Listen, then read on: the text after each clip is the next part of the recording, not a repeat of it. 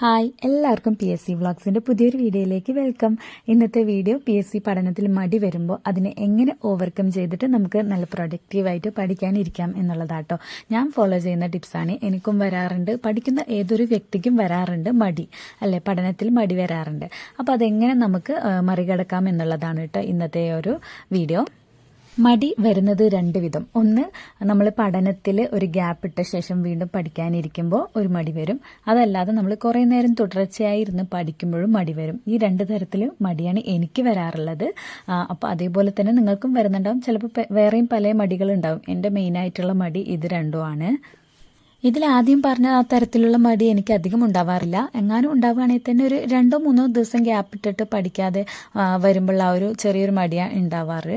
ചിലർക്കൊക്കെ 1 മാസം 2 മാസം 3 മാസമൊക്കെ ഗ്യാപ്പ് ഇട്ടിട്ട് വരുമ്പോൾ നല്ലതുപോലെ മടി ഉണ്ടാവും. എങ്കിലും ഉണ്ടാവും കേട്ടോ. ഒരു 3-4 ദിവസമൊക്കെ നമ്മൾ എന്തെങ്കിലും ഫംഗ്ഷനൊക്കെ പങ്കെടുത്തിട്ട് പിന്നെ പഠിക്കാതിരിക്കുമ്പോൾ പിന്നീട് ഇരിക്കുമ്പോൾ നമുക്ക് നല്ല ബുദ്ധിമുട്ടായിരിക്കും ഒന്ന് വരാൻ വേണ്ടിയിട്ട്. അപ്പോൾ ഞാൻ ചെയ്യുന്ന കാര്യം എന്താണെന്ന് വെച്ച് കഴിഞ്ഞാൽ, നമ്മൾ ആ സമയത്ത് ടൈം ടേബിൾ മുന്നേ ഫോളോ ചെയ്തിട്ടുണ്ടാവും. അപ്പോൾ ആ ടൈം ടേബിൾ തന്നെ ആ സമയത്ത് വീണ്ടും ഫോളോ ചെയ്യാതിരിക്കുക എന്നുള്ളതാണ്. കാരണം എന്താണെന്ന് വെച്ച് കഴിഞ്ഞാലും നല്ല മടിയുള്ളതുകൊണ്ട് നമ്മളുടെ പഠനം വളരെ കുറവായിരിക്കും. അപ്പം നമ്മളത് കംപ്ലീറ്റ് ചെയ്യാൻ വേണ്ടിയിട്ട് കഷ്ടപ്പെട്ട് പഠിക്കുമ്പോൾ നമുക്ക് തീരെ ഇൻട്രസ്റ്റ് ഉണ്ടാവില്ല. നാളെയും ഇനി ഇങ്ങനെ തന്നെ ചെയ്യണ്ടേ എന്നുള്ള ചിന്ത കാരണം നമുക്ക് പഠിത്തമേ മതിയായി പോകും. അതുകൊണ്ട് തന്നെ ആ ഒരു ടൈം ടേബിൾ ഇട്ട് പഠിക്കാതെ നമുക്ക് ഇഷ്ടപ്പെട്ട സബ്ജക്റ്റ് എടുത്ത് പഠിക്കുക എന്നുള്ളതാണ്. നമ്മുടെ ടൈം ടേബിളിൽ ചിലപ്പോൾ നമുക്ക് ഇഷ്ടമില്ലാത്ത സബ്ജക്റ്റുകളൊക്കെ വരും. അപ്പം നമ്മൾ എന്ത് ചെയ്യുക, ആ ടൈം ടേബിൾ അങ്ങോട്ട് ഒരു 3-4 ദിവസത്തേക്ക് മാറ്റി വയ്ക്കുക. സാരമില്ല, പിന്നീട് നമുക്ക് തിരിച്ചു വരാം. അപ്പം നമ്മൾ ടൈം ടേബിൾ മാറ്റി വെച്ചിട്ട് നമുക്ക് ഇഷ്ടമുള്ള ഒരു ഭാഗം എടുത്ത് പഠിക്കുക. അതേപോലെ ചെറിയ ചെറിയ ഇടവേളകളിൽ പഠിക്കുക. കുറേ നേരം ഇരിക്കാതെ ചെറിയ ചെറിയ ഇടവേളകൾ എടുത്തിട്ട് പഠിക്കുക.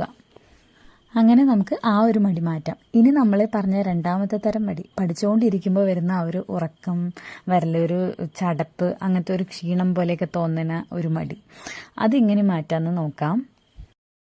അപ്പോൾ അതിനുവേണ്ടി ചെയ്യേണ്ട ആദ്യത്തെ കാര്യം അരമണിക്കൂർ പഠിത്തം, 5 മിനിറ്റ് റെസ്റ്റ് എന്നുള്ളതാണ് കേട്ടോ. നമ്മൾക്ക് ചിലപ്പോൾ നല്ല ഇൻട്രസ്റ്റ് ഒക്കെ തോന്നി നമ്മളൊരു കുറച്ച് നേരം കൂടി ഇരിക്കുക എന്ന് തോന്നിയാലും നിങ്ങൾ ഒരു അരമണിക്കൂർ കൂടുമ്പോൾ 5 മിനിറ്റ് ഇല്ലെങ്കിലും ഒരു 2-3 മിനിറ്റോ റെസ്റ്റ് കൊടുക്കുക. ആ ഒരു ടൈമിൽ നമുക്കൊന്ന് പുറത്ത് പോയി വരാം. വെള്ളം കുടിക്കണമെങ്കിൽ വെള്ളം കുടിക്കാം, എന്തെങ്കിലും സ്നാക്സ് കഴിച്ചിട്ട് വരണമെങ്കിൽ അങ്ങനെ കഴിച്ചിട്ട് വരാം.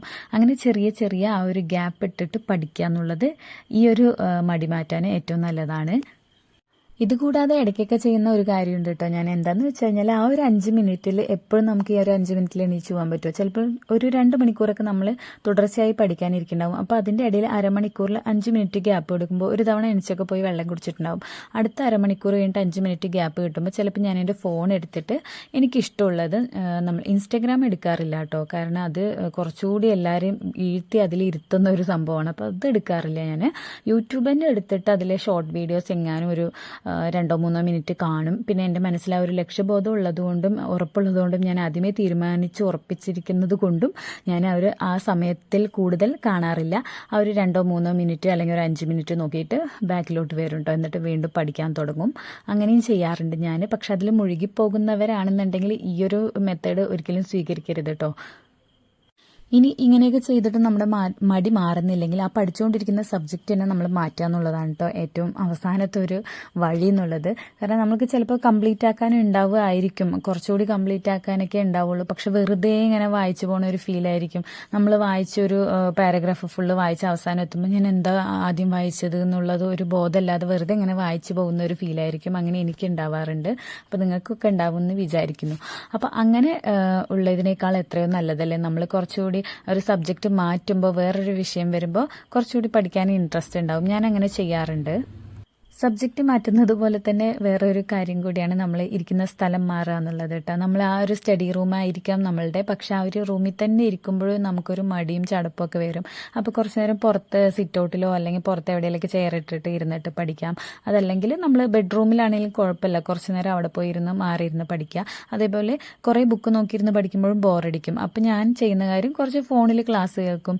അപ്പോൾ വീണ്ടും കുഴപ്പമില്ല, നമ്മുടെ ആ പോയൊരു ഇൻട്രസ്റ്റ് ഒക്കെ തിരിച്ചു വരും. അപ്പോൾ വീണ്ടും വന്ന് ബുക്ക് നോക്കിയിരുന്നു പഠിക്കും. പിന്നെ സ്ഥലം മാറും. ഇതൊക്കെ തന്നെയാണ് എൻ്റെ മെയിനായിട്ട് ഞാൻ മടി മാറ്റാൻ വേണ്ടിയിട്ട് ഉപയോഗിക്കുന്ന ടിപ്സ്.